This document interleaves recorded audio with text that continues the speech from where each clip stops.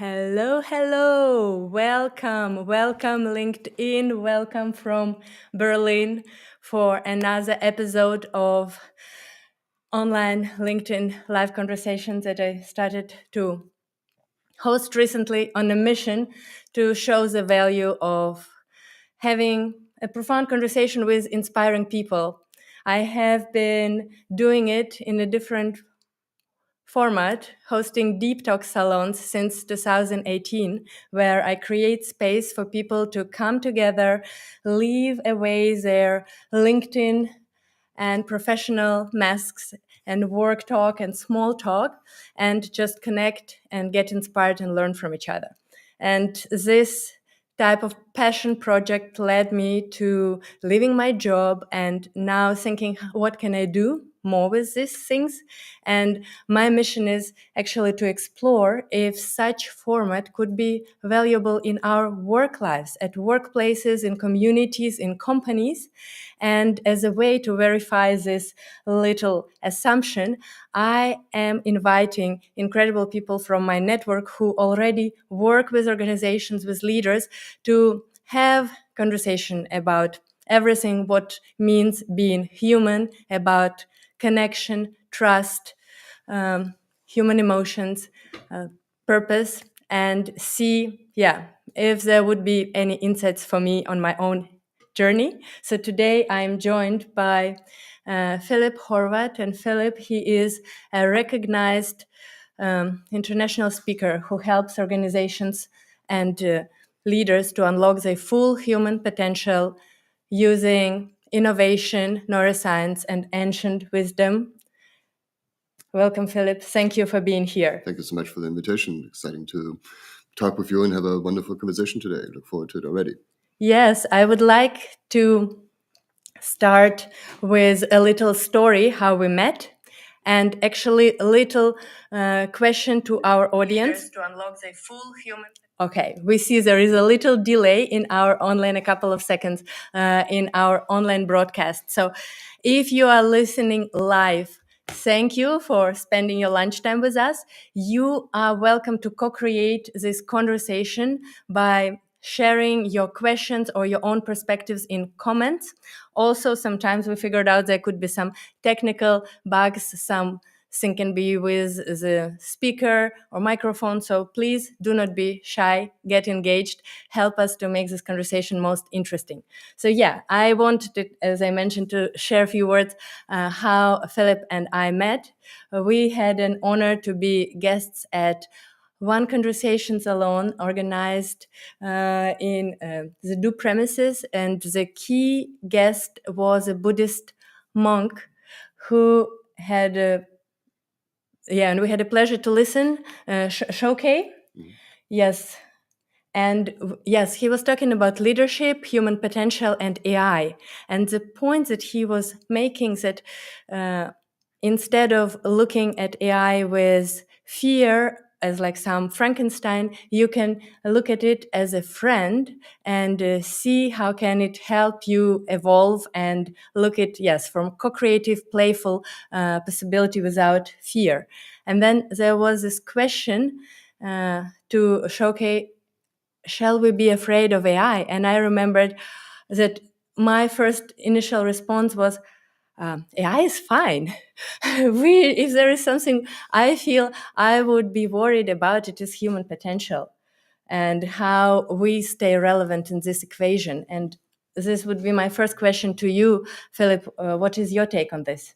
Well, similarly, I usually say that I'm not afraid of artificial intelligence. I'm afraid of the lack of human intelligence and really how humans use AI, right? Because AI is ultimately, there's nobody home. I mean, it's a little bit of a misnomer when you say artificial intelligence because we think that there's someone there, but it's a probabilistic engine, right? And it's a very useful tool. I mean, I use it every single day, so I'm not a Luddite. And the contrary, I actually am been researching AI since my teens, and I even thought about studying it as a teenager and suggested my college to have a master's program in cognitive science, bringing together psychology, philosophy, and artificial intelligence, because I thought it was so important to think about how do we engage with technology. Because technology is in some ways always an externalization of our own capacities. Like if you think about our clothes, that's a technology, right? And it's an externalization of our skin. right? Or even the wheel is an externalization of our capacity to move, right? And electricity is a capacity to, have power and move things. And so similar to that, AI is an externalization of our rational thinking, and it's a great tool, but we must not forget that it is a tool, right? And as a tool, and like any tool, I can use a hammer to build a house, and I can use a hammer to, hit someone over the head with it. And similarly with AI, it depends on how we put it to use. And I think right now, a lot of it is a bit of a distraction because there's a lot of conversation about AI. But if you look at your LinkedIn feed, it's like nearly every second post is saying something about AI, and all kinds of people who never coded a line in their life are suddenly AI experts. And there's a lot of AI, and even Ursula von der Leyen the other day, the president of the European Commission, talked about AI first. And I'm like, really? We're having a bit of a problem here because we are losing the human from the narrative. Right? And at the same time, the world is full of things. I mean, climate, geopolitics, the financial economic system that's crashing. There's so many other uncertainties that we all feel somehow, right? And now AI on top of it, wondering, oh, am I going to be irrelevant in the future? We're not going to be irrelevant, right? This is a tool that we get to use. And the question is, how do we put it to use and what do we use it for? Yes, exactly. And how we use depends a lot on how we are feeling, how we are thinking. So there is like still this very big component of human factor. And as you were rightfully saying, in this whole world complexity, with everything coming out plus AI, I feel there is a very big sense of like uncertainty. What will happen? Will my job be still relevant? So many people now are kind of like losing jobs. Companies are optimizing where before you needed 10 people, now maybe only 2 or 3 are needed. Like how like what shifts do you observe working with organizations like right now? Well, I mean, on the one hand, there's this potential of AI, right? And many companies are using AI right now as an opportunity to downsize themselves, right? And essentially optimize their quarterly results. But studies show to this day that really we haven't been able to productively use it yet, right? And so, as I said, I use it every single day. But at the same time, there's statistics. The other day, I read that about 40% of employees say that they're getting work slop from their colleagues, like AI slop, right? Essentially, like stuff that was meaninglessly created with AI that they have to actually do a bunch of rework on. And this is coming back to how do I use the tool, right? Because like any system, any computer system too, garbage in, garbage out, right? And if I put stupid prompts in or I don't know what I'm actually asking for, I'm also going to get a whole bunch of crap back. And if I just send that on, that's obviously an issue. But you mentioned the uncertainty, and I think that's even the bigger issue, that we're all feeling this uncertainty. And as I'm talking to people in organizations, I can pretty much tell that everybody is stressed at the moment. The psychological safety in organization is an all-time low. Engagement is less than 30%. Right? My colleagues have been talking for years about the concept of quiet quitting, where people are sort of slowly but surely checking out from their job and just focusing on performative work, right? Looking like they're busy and playing some calendar Tetris with tons of meetings that actually are meaningless, and ultimately, sit there trying to perform but don't really know what's asked of them anymore. Right? And this is also, now it's actually shifting from quiet quitting even to quiet cracking, where people go to work every day and slowly but surely on the inside they're dying. Right? And I see that a lot in the organizations at the moment, and most people, even in society or in organizations, you see in these 4 different stages of stress. Right? How would you actually because this quiet cracking, I think it is a new term for me and maybe for a couple of other people listening. What would be the difference between Well, I cracking think and quitting? quitting is just checking out, right? And ultimately saying, I don't really care about my job anymore. Quiet cracking is actually when it gets to your substance, right? And I think we're meaning craving creatures, right? We want to have a sense of what we're doing. And if I go to work every day, spending 8 hours of my day or more sometimes, doing something that means nothing to me, right? This is really eroding my soul, right? Because in the end, these are your lifetime moments, right? We only have so many moments in our life, and the older you get, the more precious they become too, and you realize that at some point you're not going to be here anymore, right? And you look at your day and you're saying, what am I doing with my life every day? And your inner child is screaming at you, saying, "Hey, you wanted to become an astronaut or a fireman. You wanted to do something meaningful with your life, right?" And underneath it, you're filling out some Excel spreadsheet, getting some, AI report, putting that on top of it, and it doesn't mean anything to you anymore. Right? And I think this is actually a deep psychological issue, and that's why I say, like, we see these, the uncertainty causes us stress. Right? Our brain hates uncertainty.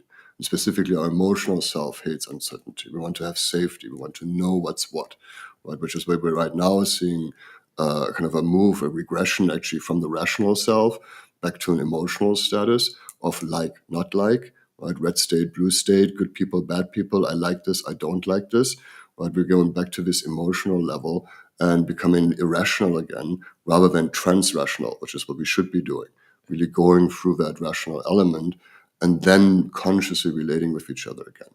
And this is kind of an issue that you see people in these stress states of freeze, flight, fight, fawn, right? Either they're kind of like deers in headlight, like going, okay, what's going on? Or they're escaping, through shopping, through, looking for a new job, through entertainment, through, drugs and getting drunk. Or they're fighting, right? Blaming others, saying it's the middle management, it's the top management, it's the people there, it's the politicians, it's the immigrants, it's these people, right? Going to these fight modes. Or going into fawn saying like, oh, just tell me what to do. Right? And I think this is exactly what we need to now address, right? We have a crisis of consciousness in this polycrisis that's out there with climate and geopolitics, etc. There's this meta crisis of meaning. And it really asks us, as technology is now caught up with us and can mimic rational and even relational intelligence, and it's just mimicking it, let's be clear about that, there's nobody home, right? We need to step up into this relational intelligence.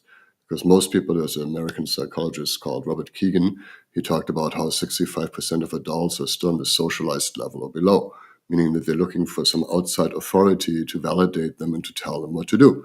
And if at the moment I'm looking for some outside authority to tell me what to do, we're going to end up in autocratic systems and autocratic organizations, right, that go back to what things used to be, or regress in a irrational level again, rather than moving up.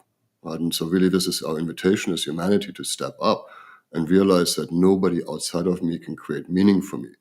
Right? Meaning actually comes from the German word meinen, which means to make mine.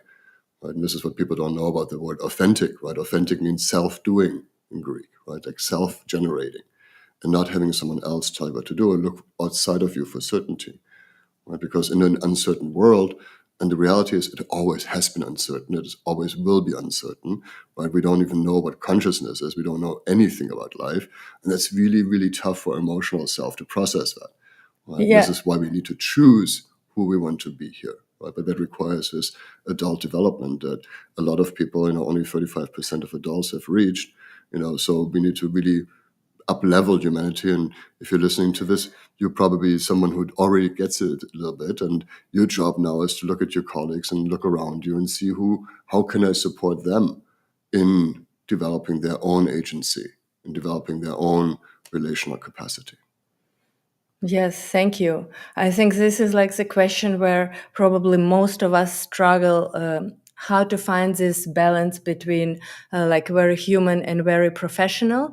When you enter the job force, ultimately you are there, you are hired to move company forward, to reach results and KPIs. That all this like human is kind of like, okay, as nice to have, but how do you feel from your work that nurturing this human potential, is it like, yeah, how does it interplay with making sure that all results are achieved?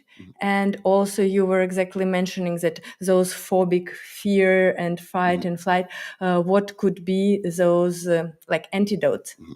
Well, I mean, first of all, I think, the idea of purpose versus profit is a false dualism, right? It goes back to this emotional, either this or that. It's like, of course, both is important, right? If you want to have a company, you have to make profit. Otherwise, there is no company, right? So, of course, all these KPIs and all that stuff still holds. And, research has actually shown that if you have a very high functioning culture, you're more likely to achieve them than in a fear-based autocratic system, right? And so really, as a leader right now, your job is to create environments in which humans flourish again, right? And really can develop themselves, right? Coming back to the majority of our time is spent at work, Right? And there was a beautiful science fiction series, and I forgot the name of it, but it was essentially about a whole bunch of settlers who were supposed to go somewhere, and then the spaceship stranded and they had issues. And this captain, who was a military guy, kept saying like, "Oh, these are all the wrong people, but these are the people we have." Right? And I think this is really where organizations are invited to understand that they're all the wrong people, but these are the people you have.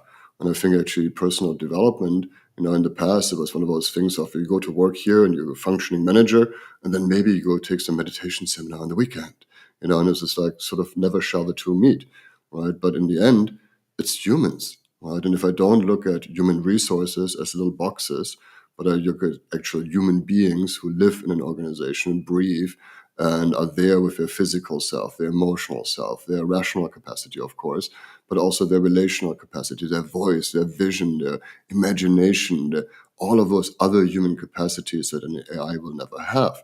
If I teach them how to activate that, and I think this is the difference between management and leadership. Right? Management means my job is to make sure the work gets done and those KPIs are achieved.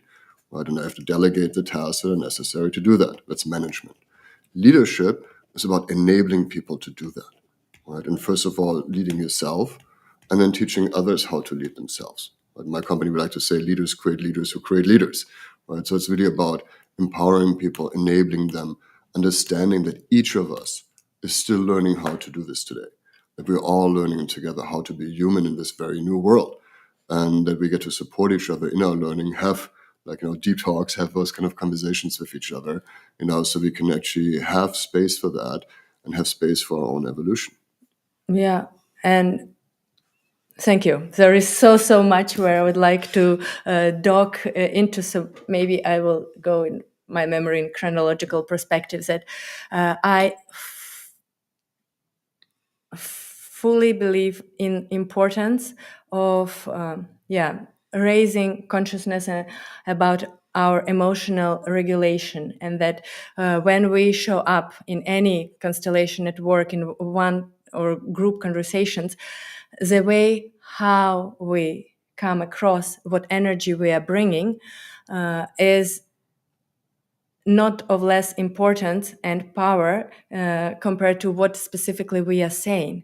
And how we say certain things really is directly dependent on our emotional regulation and on ability to either find empowerment when we need it or calm down, and all this like soft human skills, as this would lead the conversation in a certain way, so that this importance that going to meditation on Saturday really is nothing completely separate. It is actually a very kind of like important thing, and ideally should not be only on a Saturday.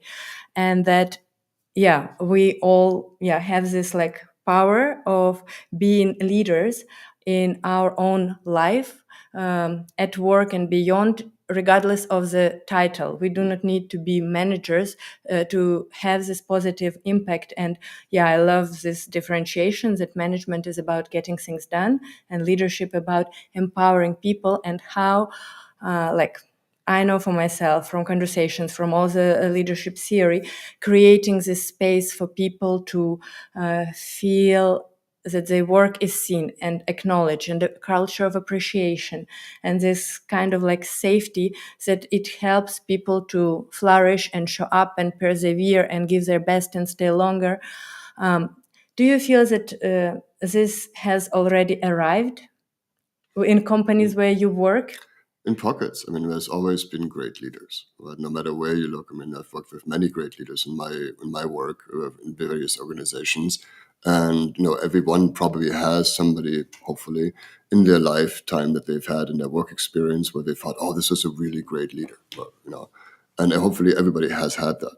So in pockets it exists, right? And I think this is really, and I loved your point about how leadership has nothing to do with title, right? Leader actually comes, the word leadership comes, or leader comes from ledere, which means going before, right? Being willing to take one more step, right? Going and crossing a threshold, right? This is the people who are willing to take that extra step. And with that, by doing that, open up possibilities for others, right? And this is really where, great leaders look at their team and they look at how can I empower them to be in better relationship with themselves, to be in better relationship with each other, right? And you mentioned this, so I always giggle a little bit when I hear soft skills, right? Because soft skills are actually much harder than learning Excel. So in so many ways, this is actually the task at hand right now. And if I want to, teach people, and I talk about relational intelligence a lot, this next level after the rational intelligence, but most people have never actually heard of that, so maybe I should define it a little bit.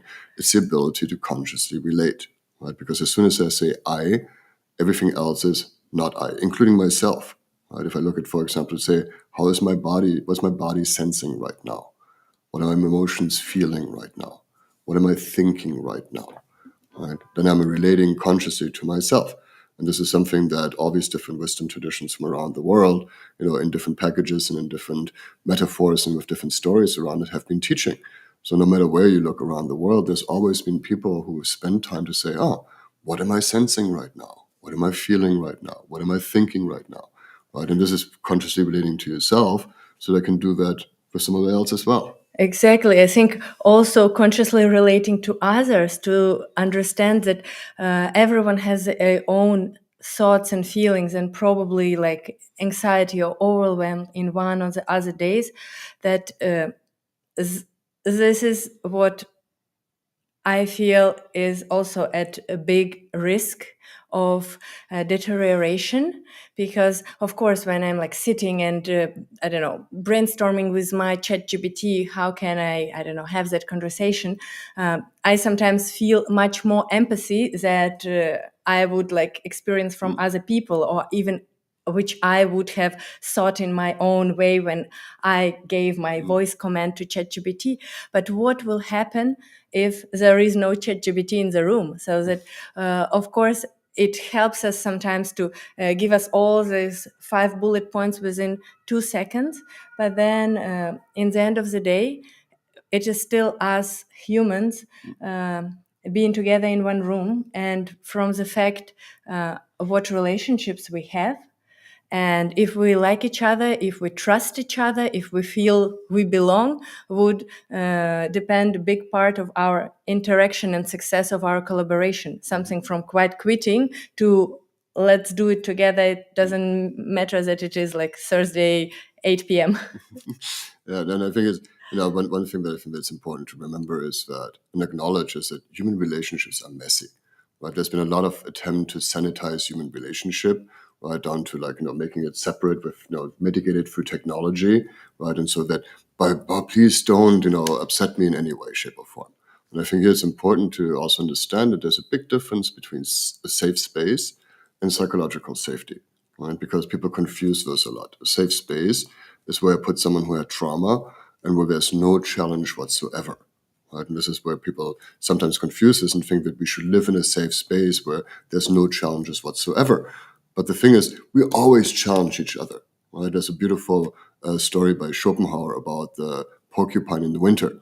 Right? And the porcupine in the winter, they realize it's really cold, and so they try and get closer to each other to warm each other, but then they start poking each other with their things. And then they like run away again, and then it's really cold again. And so the key is to figure out how can we have these relationships where we warm each other and where we give each other our warmth without poking each other too much. Right? And I think psychological safety is when we can have that. And most of you probably know, Google did this research, found out the most biggest indicator for high performing teams is psychological safety, not a safe space. Right? It just means that I'm not going to be excluded. I'm not going to be punished for learning or making a mistake. I'm going to be appreciated, like you said earlier, acknowledged for my contribution. And I can also make suggestions around how to make our current field better. Right? In that, there's always going to be conflict. Right? We're never going to have a conflict-free world. You and I both can't sit on the same chair. Right? We can't have the same things. There's always going to be some level of conflict in our relationships.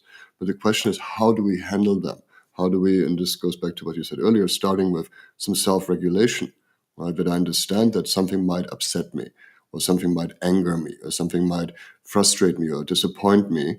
But instead of just vomiting my emotions all over the place, to take a moment to take a deep breath, understand what is this emotion trying to teach me here right now, right? What can I do about the situation, and how can I approach the other person from a place of, empathy and compassion, really. Yeah.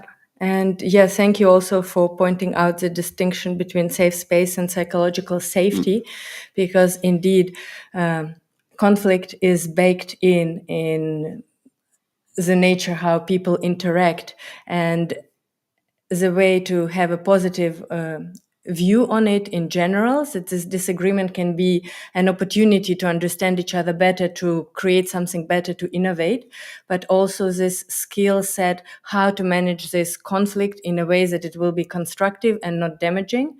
That this is like one of those moments which we want to grow and get better and better. How do you think the leaders and managers can create these environments that nurture this trust and belonging and make it feel safe? I think first I'm coming back to those 4 elements of psychological safety, right? The first part of continuously ensuring that everybody understands that we are on the same team, right? That is not, they're not going to be excluded. And even if the problem is on the other side of the table and we're all sitting on the same side of the table together, right? And that, it's okay to try things, right? To create spaces where people can explore things, where, we can make reasonable risk in terms of making mistakes, right? That we can try something out, and that, we can have some metrics and some measurements around what can we allow people to try safely, right? So that, they don't completely ruin our company by making a mistake, right? But how can I create environments where it's okay to learn, to experiment, right? And especially also with these new technologies like AI, how can I allow people to play around with it and try something, right? How do I continuously manage an acknowledgement? I think the easiest way to shift the culture in a team is to acknowledge the fuck out of each other. Pardon me for swearing, but to really acknowledge each other, because none of us get seen enough. Right? I mean, as an adult, as a kid, you're constantly being lauded. Oh, you put on your own shoes, good job, right? You put your own pants on, good job, right? But as an adult, who does that, right? And it's difficult to be a human. It's a really hard work to be alive every day. I mean, most of us have at least one big problem somehow in the back of our mind that we're dealing with. You know what I mean? And so to really acknowledge each other, and acknowledging is not thanking, right? It's not saying thank you because then it's about me, but it's about seeing them, saying, I see you, I see how hard you show up, I see the extra effort you put into this, I see what you did here to make this happen, right? So really acknowledging each other, and then creating spaces where we can challenge each other, where we, for example, do retrospectives with our team once a month and say, okay, cool, what are the roses, buts, and thorns, right? What went well? What can we celebrate together? Where have we learned something new? And what sucked, right? What can we do better? What can we do better, right? Because we're always, something is never okay, right? There's always something that goes wrong, but we need to create space where we can talk about that and address that as well, right? And so I think by focusing in on these 4 elements, to continuously reiterate that with your team, that allows the team then to really perform at their best. Yeah, this is exactly my intention and my observation from my work with Deep Talks. For the companies, everyone is very busy. Everyone is just juggling between meetings and doing your own stuff, so that connecting at a proper human level to be able to understand exactly what did it take you to get to this result, or what were the reasons that results were delayed before me judging and putting some assumptions. These are very, very rare, and they sometimes, or in most of the cases, need to be orchestrated and created. Just bringing people in a pizza place and having a casual dinner will likely just not cut it, because conversations will still be either about like work or some superficial anecdotes, but barely people would feel this is the right time for me to share from the heart about certain challenges or like exactly critique or struggles. How does it sound for you? Do you observe it? So, I mean, you have to create those spaces, right? They don't naturally just occur, right? There's since we started talking about our Zen monk friend when we met here, right? In Zen, there's a beautiful saying that says, if you think you don't have time to meditate for 10 minutes, you should probably meditate for an hour, right? And I think right now, especially in this super busy time where everything is faster and faster and faster, it's important to slow down, right? And the Navy SEALs say, slow is smooth, smooth is quick. Right? If I actually take the time to slow down, then all this other stuff goes away. Right? We've kind of created this culture of busyness, but that's idiotic. Right? I mean, especially in today's day and age, we shouldn't be busy. Right? We should take the time to really think. And it's similar to also how I use AI. Right? If I just give it some stupid like, oh, this is my current idea, blah blah, and it's going to create crap. Right? If I sit down and I really think about what is it that I want to achieve, what is it that I want to get from the AI, what would be a good result, what would be a bad result, what would be some examples that I can give it, what's really important to me here. Right? I'm going to write a very different prompt, I'm going to get very different results. Right? And so similar to that with the team as well, right? If I take the time and actually make the time, not just take the time, but make the time to slow down together, to really find our rhythm. And even simple things like how we do meetings. Right? Like one of the things I teach people is how to do meetings well, and they always start with a connect. Right, to actually get in the room together, to not go, one thing, oh, what do we, blah, and like immediately go into the agenda, but to take a moment to actually arrive together. Right? And there's a study that showed that and it also came from the Navy SEALs actually, that if you only take 3 breaths together, 3 simple breaths together, right, it creates measurable coherence in your brain rate as well as your heart rate variability. Right? And it creates a sense of coherence and togetherness that later on, when there is conflict in the team or when there is issues that people have different opinions about, you're more likely to find a common ground again. Right? And coming back a little bit to that as well with these conflicting things. I mean, already Hegel talked about thesis, antithesis, and synthesis, to understand that there's always a more. Right? If I have an opinion and you have an opinion, we're probably both right and we're probably both wrong. Right? And there's probably something better that can actually integrate both of our perspectives. And that's our job as a team, is to make the time to create these conversations, to create space, to be with each other, to talk to each other, so that we can create these and find and let these solutions that are better than what any of us know emerge. Yeah. So this is exactly where there would be an environment of safety, that it is not a zero-sum game, that we come here to understand better and find solutions that would exactly incorporate our visions, desires, and futures. It is not only about opinion versus opinion. And how do, because you experience deep talks yourself, so how do you feel such spaces to slow down, to be vulnerable with each other, to connect on this proper level, like human level, would plug in organizational cultures? And I think that's what's missing in so many ways, right? Is these spaces where we don't necessarily have a specific objective that we're going towards, but we actually allow for emergence. But if you think about emergence, it is literally emerging. It's something that is coming in, but just like with myself, as an individual, and this goes back to these different levels of relating, right? For myself, I have to make time to simply sit, right, and allow something to come in. When you look at children today, they're constantly, have one activity after another, after another, after another. I remember, and where's their self-efficacy going to come from? Where's their creativity going to come from? If they're constantly loaded from the outside. Now, I remember as a kid, and I'm so grateful that I grew up in a pre-digital age. But if I look as a kid, I had times where I was bored out of my mind, right? And then you sit there and go, okay, what could I do? Right? And then something comes in. Right? And so we have to make that time for ourselves to really connect to what the Romans called our genius, right? Our higher human capacities. Something, because we're all vessels for creativity. Right? This is the difference in AI creativity versus human creativity, right? AI is a recombinatorial creativity that can take things that already exist and put them together in novel ways. And then that can think of things that we might not have thought of, absolutely. But truly pulling in something new is something that AI can never do. It requires a human. And we need to do that for ourselves. And then we need to create those spaces as a team, right, where we come together and bring all of our genius into the room and create these spaces to be vulnerable with each other. I mean, this is one of the big issues we have today is trust, right? And if you think about trust, trust is built through shared vulnerability and fulfilled agreements, right? If I can be myself with you, if I can share myself with you, and if you show up for what you said you were going to do, I build trust with you. Right? And this is where we're losing it today, because people are not vulnerable with each other, because everybody's guarded and afraid, because they check their personality at the door when they come to work, because they have to be a proper little box, right? And there's no more human left there. And we can't talk about the fact that we might feel like shit today, or that we had a fight with our partner, or that our child is sick, or that something else is worrying us. Right? We can't bring that to the table. That's an issue. Right? So they're creating the spaces for vulnerability where we can share ourselves, and then showing up for agreements. Right? And this is another thing. I mean, it starts with being on time.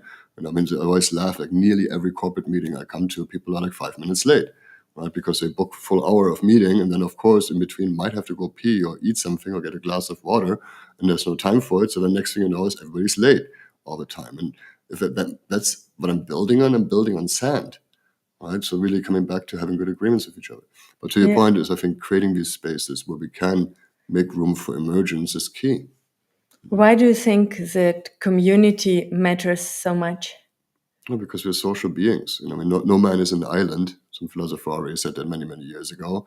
And this is like the paradox, right? Because in order to have experience, I have to separate myself, right? I am here and you're there, right? We're separate beings. And my yoga teacher used to say, when people talk about oneness, hold on to your wallet and your girlfriend, right? Because we are separate beings and we're all interdependent, right? All life is interdependent. The Jain in India, they say that paraspao pagao jivanam, which means that all living things render service to each other. Coming back to our porcupine here again, right? We rely on each other. I mean, this is even one of those idiocies about separating ourselves from the idea of nature. I am nature. You are nature, right? Yeah. I mean, we are 3.5 billion years old. We climbed out of the primordial soup and evolved continuously to be sitting here right now and having this conversation. Or like Right? showcase point to interconnectedness. That Absolutely. also there is a perspective not to separate ourselves from AI, but to see it that it can It's just be extension of us and help us co-create more, better, faster. want to understand everything in life. I love it. For example, when you go to Japan and you go to a train station, you'll see that they stand there and they bow to the incoming trains, right? And they actually treat the train as if it was a living entity.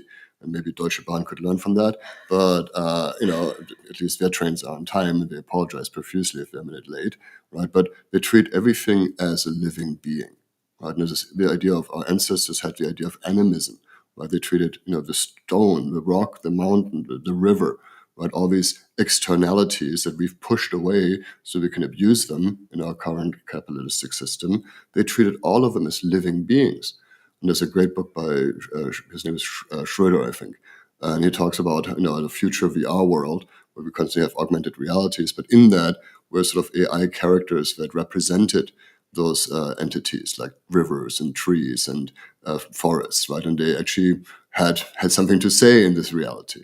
Right? And so, really coming back to treating everything as animate. Right? And just coming back to, on the one hand, there is nobody home when it comes to an AI. On the other hand, I have a couple of friends who are magicians and they talk about egregores, about thought forms, and even servitors, that you can create a thought form as a magician that is here to serve you. And you can bind that to whatever interface you want. You can, bind it to tarot cards or to like coffee grounds. And she, my friend of mine, she bound hers to the AI. So she speaks to her servitors through the AI interface. But again, there's nobody home as such, right? It's just a representation. And Shoke, the monk you mentioned, he actually co-wrote a book, or is co-writing a book with AI, because it says it's perfect because it's got no mind. There's nobody home. There's nobody there that has their own motivations, their own dreams, their own intentions, their own thing. It's simply a mirror, right? And we can treat that as that. But I'm coming back to how do we treat everything in life, right? Just before I came here, I was walking down the street and I was, so beautifully enjoying the fall leaves on the ground and seeing the fractal patterns in that. A friend of mine, Sebastian, here just posted a picture the other day of a fall leaf and showing this beautiful fractals in that leaf, right? It's all alive. Right? And I think if you have that reverence, in order to have that reverence for life, we need to start with ourselves. I come back to this relational intelligence. I need to, honor myself first and foremost. Right? Many of us, that's number one. Right? On the one hand, it seems like there's a lot of egotistical people. On the other hand, this is the relationship most of us forget about. Right? To really take time to connect to yourself and allow yourself to be a beautiful mystery, to discover yourself again and again. And then to give that to the other and to say, wow, what a beautiful mystery too. And how can I, connect with this? And how can I learn with this?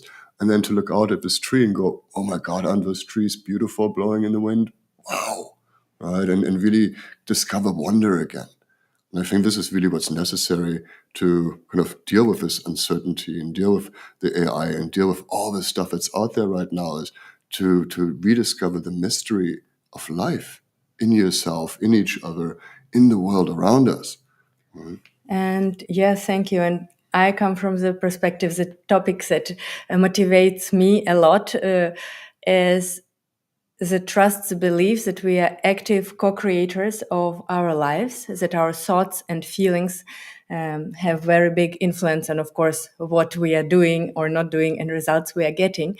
That understanding in this world of uncertainty where so many outside bits and pieces are there, that really the biggest sense of certainty or agency is within ourselves.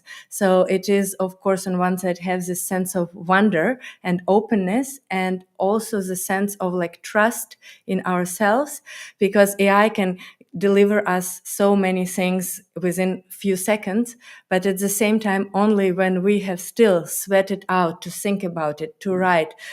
Even this like social media texts, I can have it in 30 seconds, but I spend sometimes 30 minutes or longer, because I just want to make sure that whatever I want to bring into this world will be there, even if I use ChatGPT with my sparring partner. So connecting this to the sense of that the stability, the biggest, is probably the biggest power lies in our ability to assign meaning and focus on things that are empowering, and also believing that there is still space for us in this world, that we matter, and we will matter with AI, we will matter regardless of our hierarchy in organization. We actually matter with or without a job. We are not our job.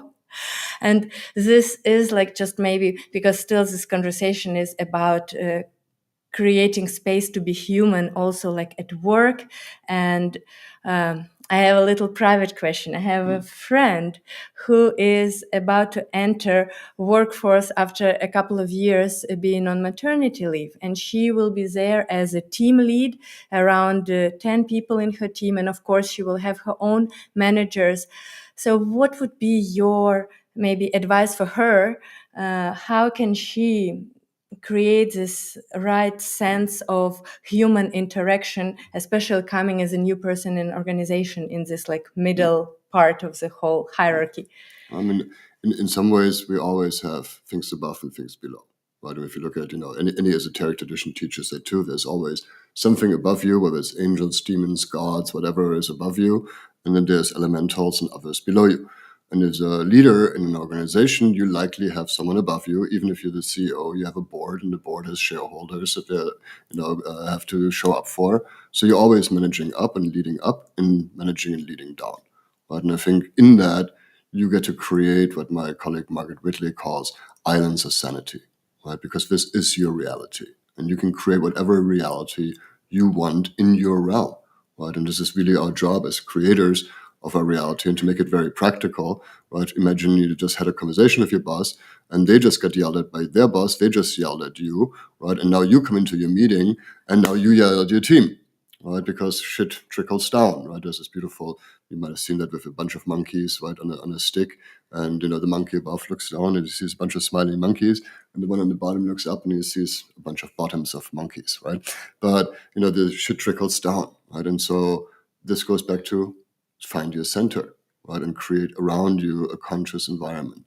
So, for example, if you just get yelled at by your boss, or somebody just made you pressure, or made you stressed, before you go into the meeting with your team, take a deep breath, self-regulate, and think about, who do I want to be now as I'm walking into this meeting, right? Because I can come into this meeting going, okay, guys, what's up here? Or I can come into this meeting and say, okay, hi humans, hi team, what are we creating together? Right? And you have the ability, this is, these 1.5 meters around you, this is your zone where you have power.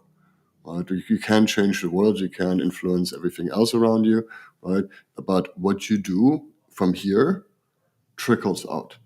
Right? And I had one funny example years ago. I talked to a team lead, and he said, I have these 2 people in my team, they will never see eye to eye. Right? One is this extrovert person who's babbling all the time and talking all the time. The other one is this introvert who's really silent and quiet and doesn't tolerate bullshit at all. I will never get these 2 together. What can I do?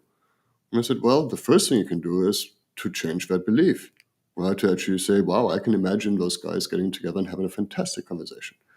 And he's like, looked at it a little funny, but he's like, okay, I'll try that. And the next day, when we were at the seminar, I came down to lunch, and he's sitting there with the two of them at a table, and the two of them are having a great conversation, and he's just sitting next to it going, what the fuck just happened here, right? He was like super amazed that this actually happened. And this is, again, this is your reality, right? You choose everything about this, right? Really, we have no power over what's around us, but we always have the power to interpret what's happening to us. Right? Your stories, the stories you tell yourself, the stories you choose to share with others, that's your power. And we have the power to choose our reaction. What will we do in response? Yeah.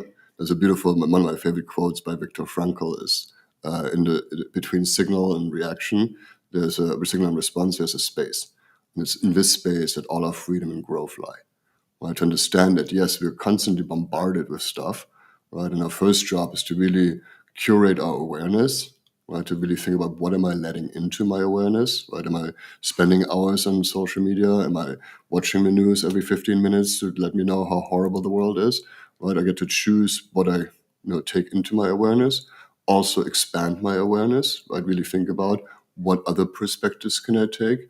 If I see something that upsets me, instead of reacting to it, to say, okay, what else can I look at here? What else can I see? What other perspectives can I take, right? And then in that, choose how we want to respond to it, right? In English, you can make that beautiful distinction between reaction and response, right? Where reacting is a knee-jerk thing, right? That sometimes is also helpful. I mean, we don't have to rethink everything all the time. But in those moments when it's important to stop, really think about, how can I respond to this, and what's really my chosen response, so I can come from a place of ownership, right? And not externally directed, but self-directed, a truly authentic response. And ask yourself, what is exactly my desired outcome? Mm-hmm. What is it that I want to achieve? Is me, with my natural reaction of wanting to yell at you, will it help me to get there or not? But yeah, this is exactly requires this conscious, a little bit higher level of conscious awareness and emotional regulation to be even able to have this pause to think and choose something else and deeper. And I feel also like remembering that we all are not just, I don't know, two different biological entities, but we all are humans with our value systems, with our emotions and fears and needs, and really remembering that when someone might be somehow stressed or angry or unfair to us, we do not know the reasons. Usually first reaction is, I did something wrong, but truth is, in most of the cases, it is absolutely not about us. And just like remembering and trying to see this person, if it is exactly my teammate, or even my boss, that they have certain struggles and challenges and objectives, and trying to understand, okay, how can I be of help? Mm-hmm. That this could be also a powerful key to transforming relationships. And once you see each other as humans and the humans that you like, then suddenly, I don't know, your tolerance to certain inconsistencies to your worldview becomes a bit more bigger. And then when you give people these tools to have those conversations, that we agree to disagree, and that our diversity is the source of our richness, and we commit to see it this way, and then this could really steer the whole conversation. I really had this experience when I was in like 4 months everyday education, and we were 17 people online who had this experience. Like our trainer, she created the space for us to come with our own rules, that we had our own manifesto, how we want to work together. And it really was this co-creative activity. We all felt we could contribute, we belong, we had ownership over this, and it made our work together absolutely stellar and enjoyable, that no one was slacking, everyone just showed up. Yeah, that's beautiful. And then we come back to the challenger part of psychological safety. Right? And this is what, when I work with teams too, we usually start with team agreements, right? Because when you have agreements, in a way, that creates a container, right? In a safe space, psychologically safe space to operate in, right? Because if you just get together and nobody knows what's up, then what are you doing? right? And in terms of I always talk about leadership as this interplay between chaos and order. On the one hand, we have to surrender to the chaos and allow for emergence and allow for new things to come in. And at the same time, we have to have discipline for order, right? And for a team to have clear team agreements, right? And especially if you create them yourself, like in your beautiful example here, then there's a sense of ownership over this container that I'm operating in, right? And then I can also give each other feedback based on that, right? Or bring up when things are not clear, or not when I have to can clear things when people are not showing up. For example, if our agreement is that we start meetings on time and someone is consistently late, then I can have a conversation with them to say, hey, our agreement was to be on time. You have shown up consistently late. How can you do this differently in the future? Right? And give them the opportunity to really show up for these agreements so that they're part of it. And having that container creates a sense of community too, right? Creates a sense of belonging. Right, is also something that we struggle with in today's day and age. Right, the epidemic of loneliness is real. Right, because in that rational world of separation, right, rationality is about distinctions. Right, I'm Philip, you're Julia. We're separate beings. Right, and so there's a separation that automatically happens when I make distinctions. And this is also the difficult part now, is because people can't handle this loneliness. They're trying to go back to the irrational world instead of understanding that yes, and it's a both and. I'm both separate from everything there is, and I'm part and parcel of everything there is. Both is true, right? And this is also another really important part to handle complexity, is to, from improv we come yes and, right? To really look at both and to be able to hold contradiction, right? To also understand that I'm a contradictory being, right? I have aspects of me that are really beautiful, and I have my own shadow, just like everybody else. And the more compassion I can have with myself, and the more of a multitude I can hold inside of myself, the more compassion I have for the world around me, and the more multitude I can handle there as well. This comes back to your friend, right? To be understanding what you said earlier, that my boss is a human, my team is a human, right? And I have to manage up and down. I have to understand their KPIs and metrics, and I have to also, pass those, objectives on to my team. But I can also lead up understanding that this person is a human just like everybody else with their own needs. And sometimes their strategies might not be the best to fulfill those needs, but this is a whole basis of nonviolent communication, to understand the distinction between the strategies we use to fulfill a need and the needs themselves. But I can understand that they have needs, and the same with the people below me, right? And I understand that I'm here to be in service to both. Yes. And that, the need to belong is one of the most innate human needs, that once we get this belonging right and create this right environment to help people be the best versions of themselves, aligned towards a shared goal, this would be this like recipe for us to move forward, this like ideal win-win scenario. And then we of course can use ChatGPT or not, but just like knowing, okay, we are together, even if it is uncertain and no one knows the answer. And I, as a boss, may not know the answer, but at least together, when I have this ability to tell it to you, and then we will still together try to find this best versions for ourselves, that this could be this like middle path forward. Absolutely. And when you mentioned the word purpose earlier, and actually over the years that I've worked with people around purpose, what I find is that they're really looking for is intrinsic motivation, right? And intrinsic motivation, according to research, says essentially that there's three elements to that: autonomy, mastery, and belonging. Right? And autonomy is I'm doing me, I'm doing my thing, I'm in ownership, I'm being authentic in the original meaning of the word, right? I'm living my life, not someone else's story. Mastery comes from competence, comes from continuously learning and expanding, right? Having a growth mindset, another one of those like buzzwords that's out there, right? But continuously understanding that we're all learning and that I can continue to learn. And right now, yes, we have new technology like AI. We get to learn how to use this, right? And how to use these tools. So there's learning and also the human learning that needs to happen around that. And then the third part of belonging is interesting because it comes from creating value for others. Right? If I create value for someone else, I create a sense of belonging automatically, even if they don't know that I did that for them. Right? But it gives me a sense of being part of something bigger than myself. Even Maslow, where I talked about these different needs of physiological needs and safety needs and self-esteem needs, the rational part here, right? Of social needs, of the need for self-actualization. And then at the end, he realized, and he actually added that later in his life, he said there's another need that he hadn't addressed, and that's the need for transcendence. Right? We need to be part of something bigger than ourselves.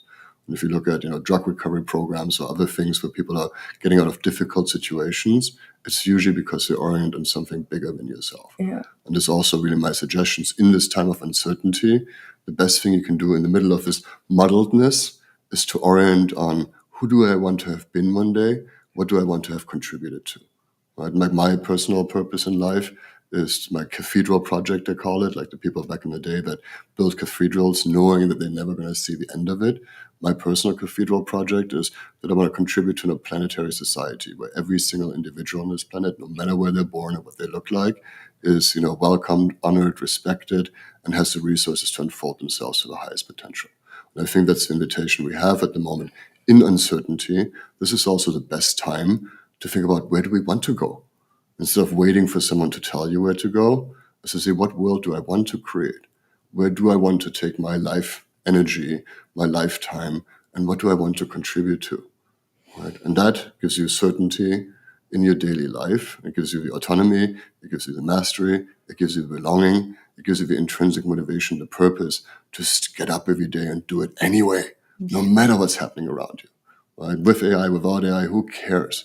Right? It's really what kind of world, what kind of future do you want to contribute to? This is a wonderful question for us to ponder after listening to this. What is my cathedral project? Who do I want to be in my highest expression, in the best version of myself? And what legacy do I want to build? Thank you so much. It has been a pleasure. We started and we went in all these directions. Was supposed to exactly to be maybe 30 minutes. We swallowed the whole hour and probably could give just going and going. I'm taking so much with me, but just over to you, just a last reflection to all leaders listening to this beyond their work titles. What could be maybe one piece of advice, what one thing they could do today or like tomorrow to start growing into this higher level of awareness? Be kind. Focus on being kind to yourself. Focus on being kind to others. Focus on being kind to the world. Everything else is detail. Thank you. Thank you. You are all welcome to also share your thoughts, all impulses. Thank you for being with us, either in live or replay. And yeah, my biggest takeaway from this, it is that as above so below, as within so without, that we have the very big power within us, and yeah, using it wisely can create beautiful results and make us stable even in all these outdoor storms. So let's embrace this power, and thank you for listening. Tune in. See you on the next time soon. Thank you.